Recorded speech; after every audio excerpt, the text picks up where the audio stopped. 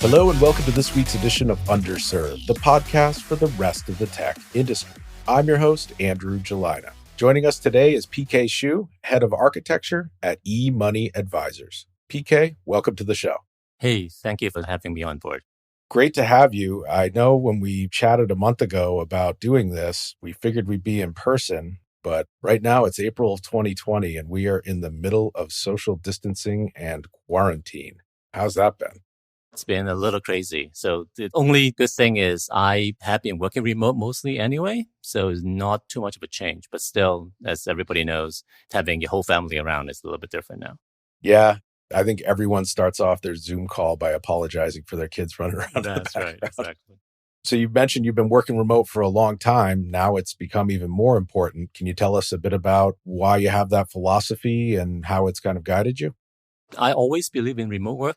So right now I have 2.5 teams. I have architecture and data science. And then I'm also running kind of a greenfield project, a new for eMoney, a mobile financial wellness app. And all the members on the team, so they're completely remote, right? Because I really think talent's everywhere. So why am I limiting hiring, let's say, a programmer in Boston because I'm in Boston? That seems crazy. So by doing fully remote, I have access to all the talents all around the country, which is a great thing. So you generally work with all the time zones in the US, like folks kind of spread out? Yeah, that's right. I mean, does have a little bit of a problem. So like we try to do our stand-up in midday East Coast time. The other thing, of course, is when you schedule interviews, right? I mean, I cannot tell you how many times the candidate didn't realize, oh, that's East Coast time and they're 3 hours off. Little things you learn by doing remote for a while. Yeah, we've done the same thing. We even had a system for a while where we had like an asynchronous video recording system where you could ask interview questions and the candidates would record the responses. And then whenever they were finished recording them, it would then email those responses to people. And then you didn't have to have a phone screen, really. You could just send them the questions. Really interesting. I might steal that idea. Well, we developed it as a product. It didn't sell very well. Like everyone's like, oh, that's kind of a cool idea, but it's more of a feature than a product per se. Yeah, maybe. But there is a company called HireVue. I don't know if they're still around, but they were doing that and seemed to be pretty successful with it. Very interesting. So are there any other tools or techniques or secrets that you have for making remote work, especially across time zones? Do you try to do video and face-to-face whenever possible? Do you have other things that you do as a matter of practice? Yeah, there are a few things, right? If you just look at a team that is completely remote, things are certainly easier because the team expects to be working with each other remotely. So that helps a lot. We definitely do a lot of video calls and everybody's getting very good at handling the mic and more importantly, figuring out how the mute buttons work. With this whole new work from home, how many times we have people not understanding what the mute button does or when to hit it or whether it is muted or not. And that kind of stuff, I think people learn very, very quickly. Yeah, the click-clacking of a keyboard. Exactly. And I'm sure you do the same thing, right? We were so good at it that we can troubleshoot people's connections. Oh, I think you have the wrong mic. Yeah, try that. Click here, switch your headphones, right? So all those are part of the remote culture, I think. Now, way back in the day, I think you had a first foray into remote work working with a graphic designer, right? Yeah, I mean, this is maybe 12 years ago now. I was running my own small consulting company. So we're doing custom web application and I just needed a web designer. So I found this person. So Corey, shout out to Corey, maybe through something that she wrote online. I reached out and say, hey, look, I'm looking for a designer. Do you mind first designing a logo for me and go from there? And next thing you know, maybe 4 or 5 years since then, she has been our remote designer. I have never met her in person. I have never even heard her voice because all the work is done email or text chatting online. And I only know what she looks like because she draws comic strips of her family sometimes. So I kind of know the comic book version of her and that's it. And it works really well. In fact, one of our first big forays was graphic design. In 2003, started Syrinx, started growing the company, and hey, we need a logo. Hey, we need some of the basics done. And a friend of mine from Indianapolis introduced me to a guy from Georgia. Shout out to Sean Schaff, also known as Sean Rocks. Sean, we did some phone calls, shipped some artifacts back and forth, and he came up with the Syrinx logo, gave us an EPS and an AI and JPEG and all that stuff. Still use it to this day. I just emailed that to a sign vendor the other day in order to get something That is a great printed up. story. So we've worked with Sean on and off since then for, 2003 to 2017 years.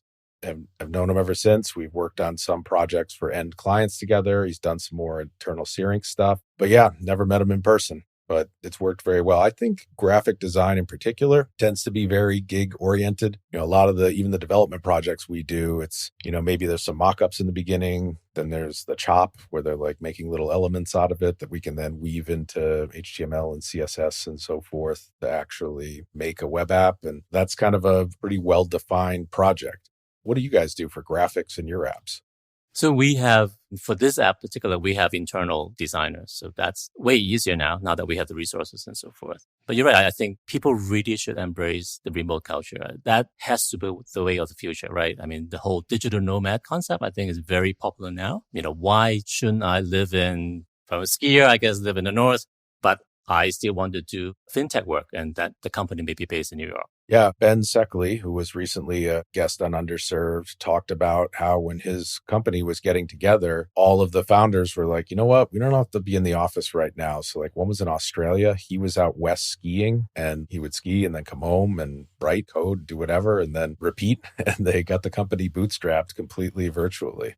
Yeah, I mean, I certainly take advantage of this, right? And I certainly encourage my team to do so as well. The fact that you're at home, there's zero commute, right? My commute is going downstairs. You can mix your personal life, your family life, and your work life a little bit better. I don't feel bad if I have to, take half an hour and drop my kid off at soccer or whatever. It's just more flexible that way. And I think the quality of life goes up. The quality of the work goes up. So it's a win-win, really.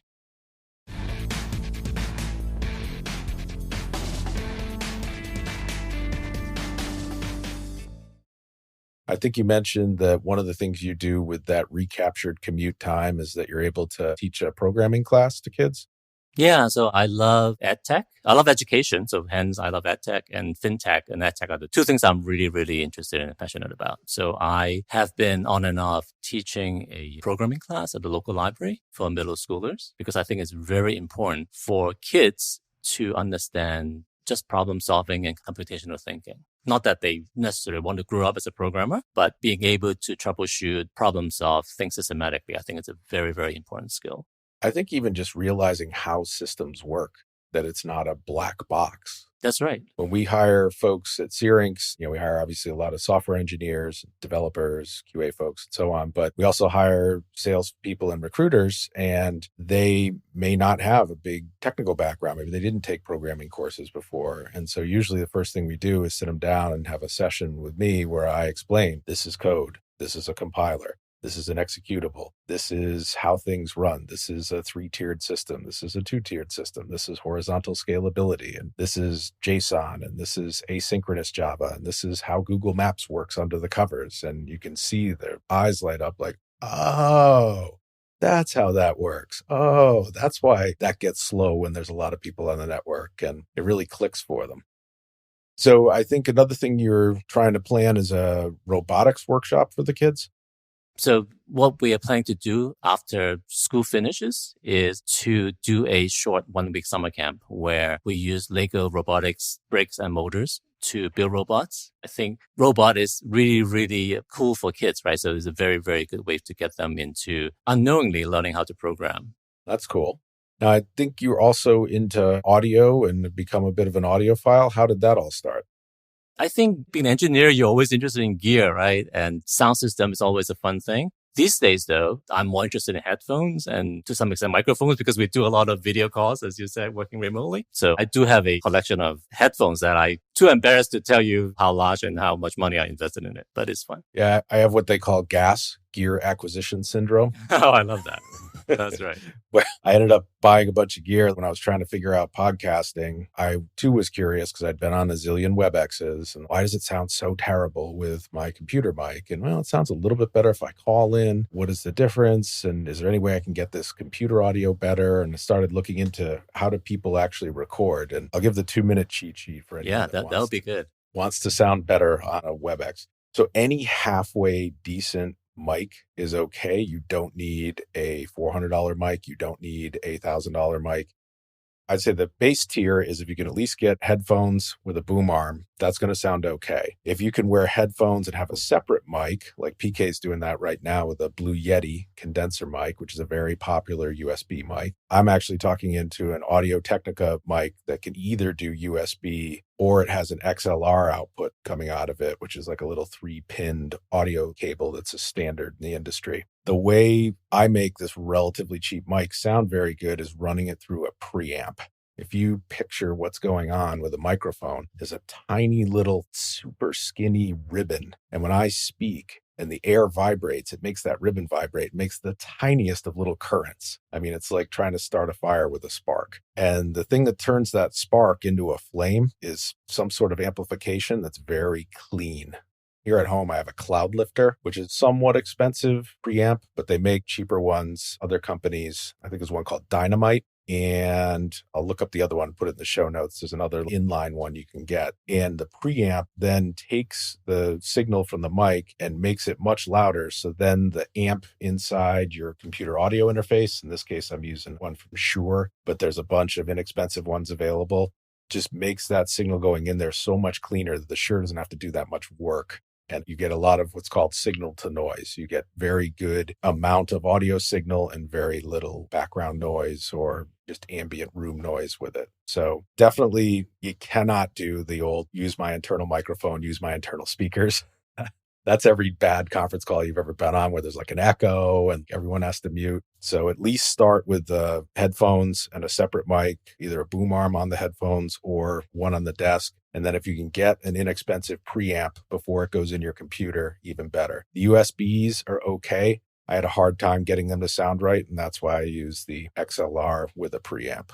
Right, so that is definitely a pro level gear there, right? But I mean, talking about mics when people do conference again, right? There are a noticeable difference between a really good boom mic that has active noise canceling at the mic level than not, right? So the headset I use, I can literally be sitting in front and watching a TV show, and people on the other end wouldn't know that the TV is on, which is important when your family is running around, your kids are running around and banging around, right? So I think little things like that is certainly investment, but it's worth it. And people speak through either the computer or even the little wire mic that they have. I mean, that's just not a good idea. Yeah, AirPods don't work that well. Wired earpods don't work that well, especially if the little mic is scratching against your clothing while you're trying to talk into them. Yeah, that's a good. Exactly.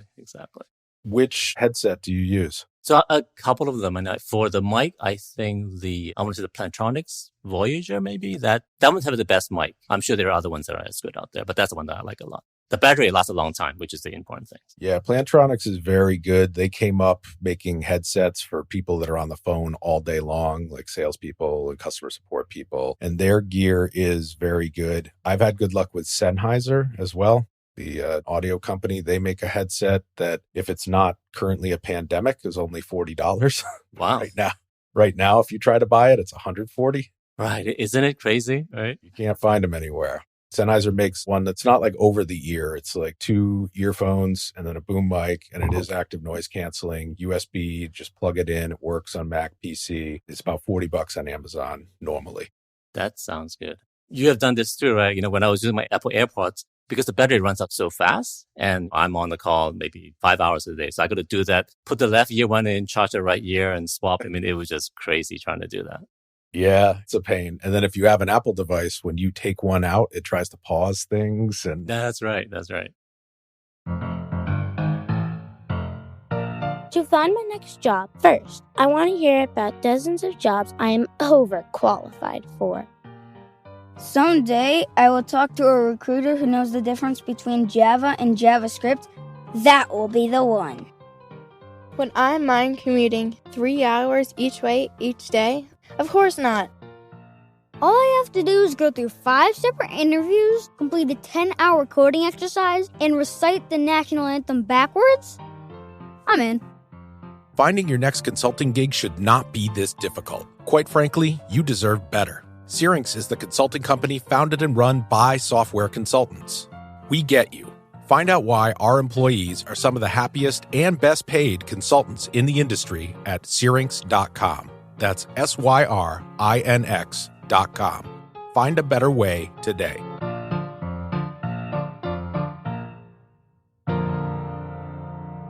Syrinx Consulting is a proud sponsor of Underserved, the podcast for the rest of the tech industry.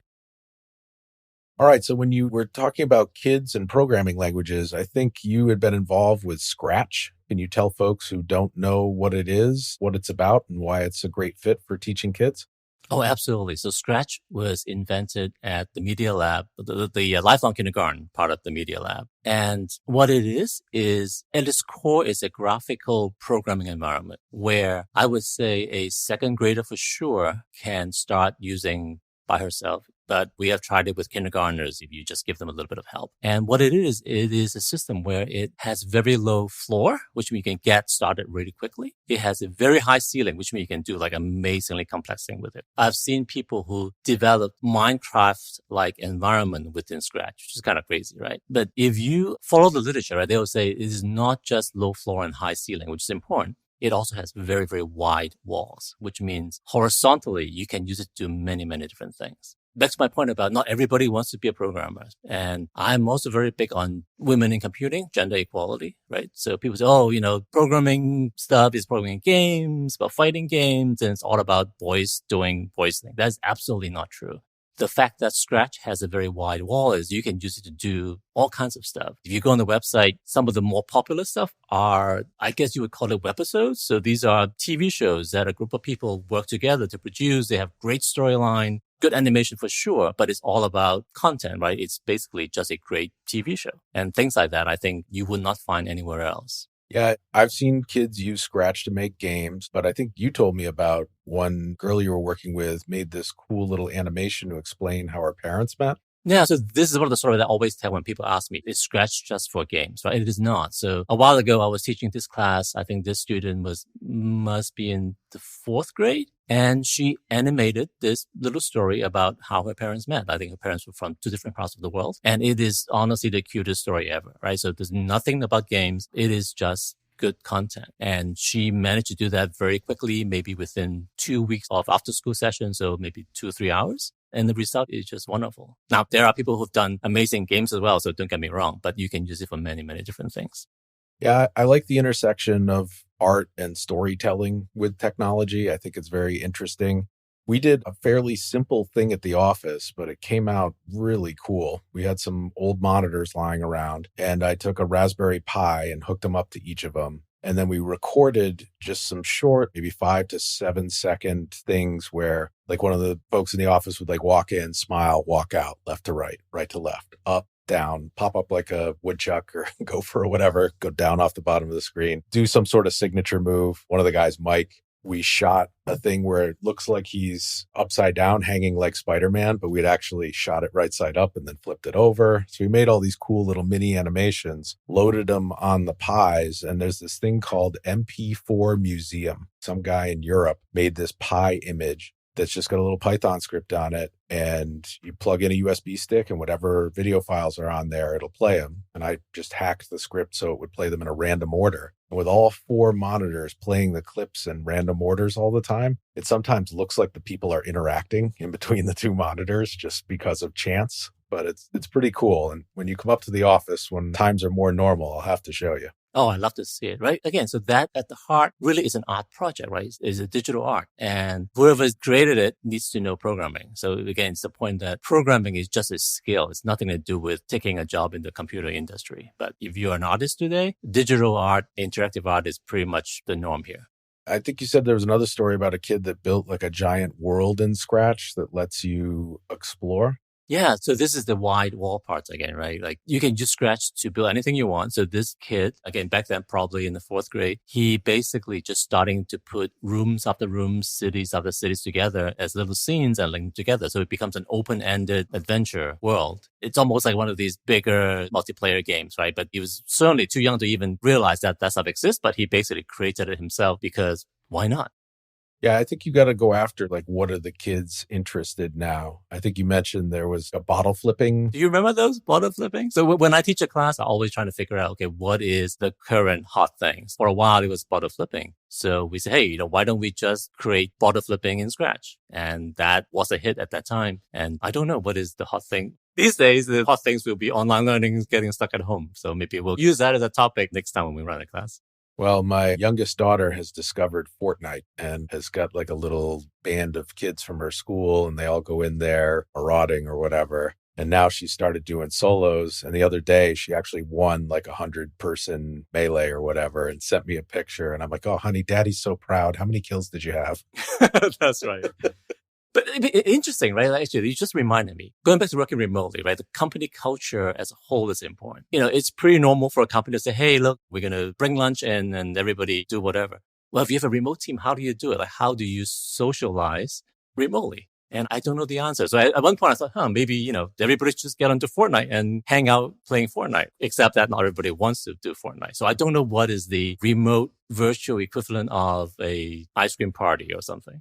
I actually have 2 suggestions for you that have happened to me in the last few weeks. One, I noticed a partner company of ours dropped something on my calendar one day. And although I didn't attend it, I immediately grabbed onto the idea. It was a virtual happy hour. And so then I said for folks at Syrinx, hey, since we don't see each other that often and even video calling, we maybe only do a couple wide scale things that aren't point to point per week. How about Friday at 3 p.m.? Everyone grab your favorite drink, adult or soft drink, crack it open, get on our Skype. The Skype call will go off exactly at 3 o'clock. If you can join, great. If you can't, that's okay. Try to join video if you can and just talk about what's going on. Sometimes we'll talk about work stuff. Sometimes we'll talk about home stuff. Sometimes someone will end up giving us a virtual home tour with their iPhone or whatever.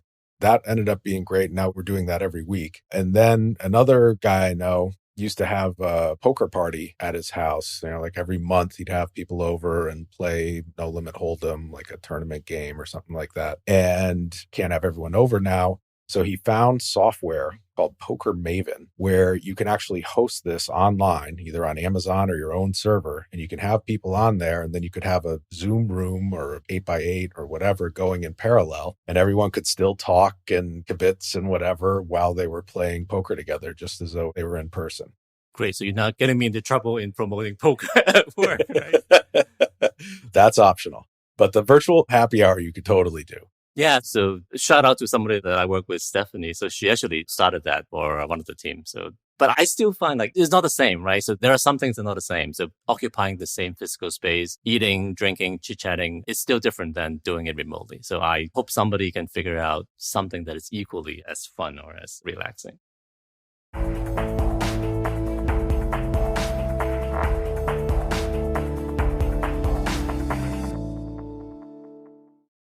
Well, some folks are saying that this may be a long-term game changer for commercial real estate because some commercial clients may say, do we really need this much footprint? Maybe we should have more people working remote. Maybe we should have a smaller office footprint that we pay per square foot per month every month. And on the other hand, there's certain things that having a physical office that everyone comes to and has interactions. And like you said, you break bread and you have the informal things. There's something to be said for that, or at least having the option of doing it every once in a while. So I don't know which way it's going to head.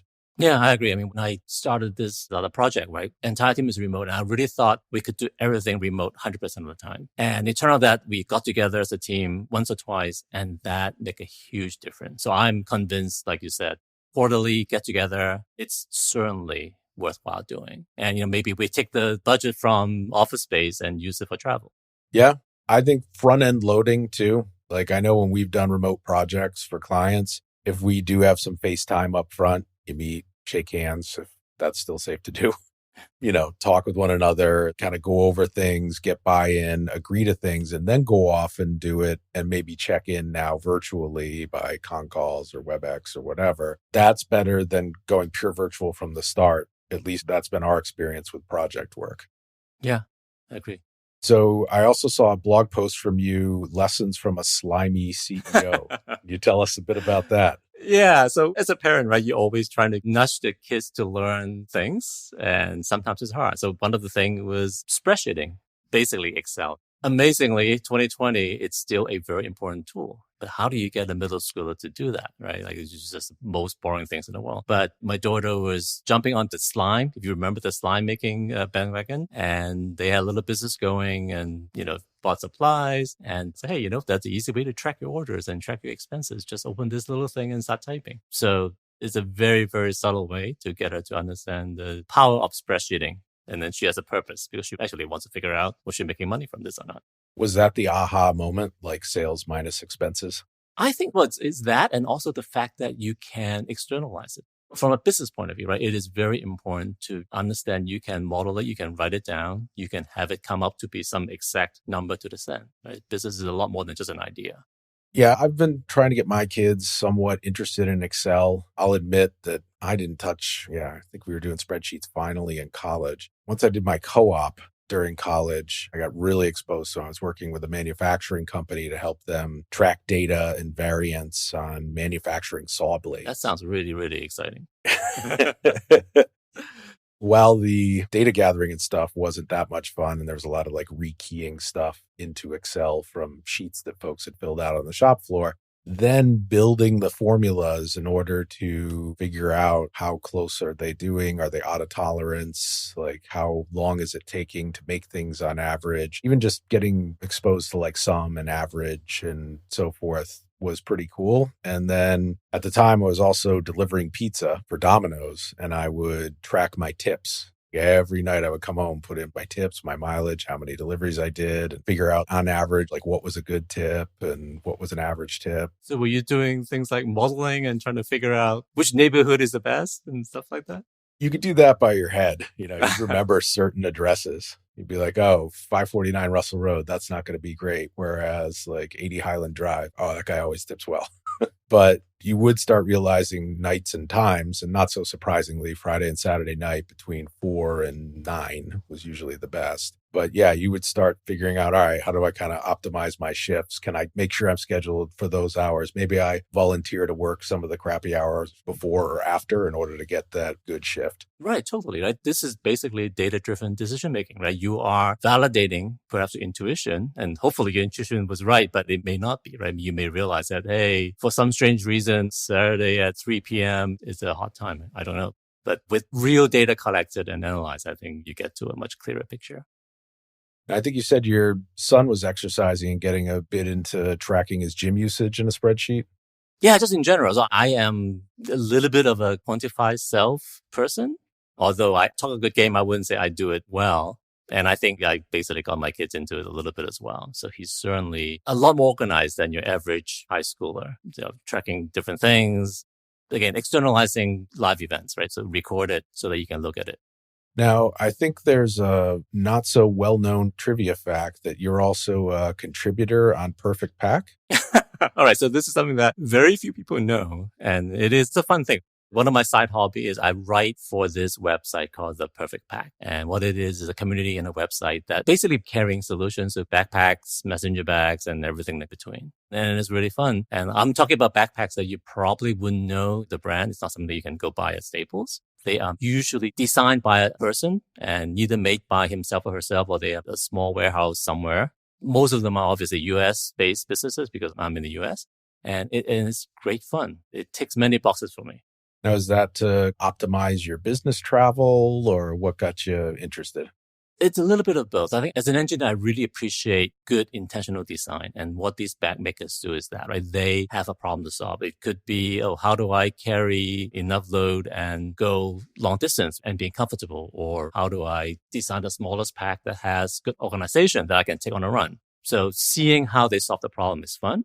Being a small community, I also get to interact with these makers a lot. So sometimes they would crowdsource. They would say, hey, look, guys, I'm designing a new backpack. I have these ideas. What do you guys think? And everybody chit chat away. And how cool is it that you see, he took my idea and put it in the product. So I think that's fun. But for work, for sure, not right now, but I travel quite a bit, and it is important to figure out how to do one-bag travel, right? Put everything you need with you, all the gear, and run down Logan Airport without feeling too tired or dropping things. So all of that goes back to the whole finding the perfect bag situation. Now, I looked on the site and it seemed like there was also a crossover. Some folks from like the military or law enforcement seemed really into it as well. Yeah, it's the funniest thing. So quite a few of us basically are tech workers or mobile workers. That's something we carry on our laptops. But if you think about pack designs, right, a lot of this came from the military world, where a well-designed pack, literally, I think it's a matter of life and death. So there's huge overlap with law enforcement, a huge overlap with military or ex-military person. So it's funny. If you look at my social media feed, I sometimes see things that I normally wouldn't see. I mean, there would be gun shows and whatever on my feed because I happen to share some interest with that crowd. With the backpack guy. Exactly. Excellent. Well, PK, thank you very much for taking the time and setting up the gear to record remotely with us. We appreciate you being on the show. Andrew, this is really fun. I always wanted to do a podcast, so you just check something off my bucket list. Glad we could do it. And I look forward to seeing you in person soon and talking to everyone again soon on the next episode of Underserved.